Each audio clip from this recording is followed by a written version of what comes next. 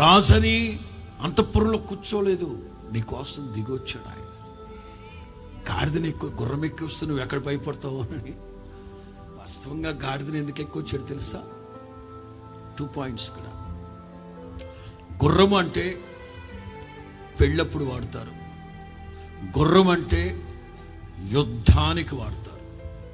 గాడిద ప్రవచించడానికి వచ్చేటప్పుడు గాడిదని ఎక్కుతారు. ఒక సేవకుడు గాడిద మీద వస్తూ ఉన్నాడంటే ఊళ్ళో వాళ్ళందరికీ ముచ్చెమటలు పట్టేది. అందుకే ఎలా వస్తున్నాడు ప్రవక్త, గాడిద అంటే బట్టలు చించుకునేవాడు. ప్రవక్త నడిచొచ్చినా ఇబ్బంది లేదు, కానీ గాడిద మీద వస్తున్నాడు అంటే హెచ్చరిక.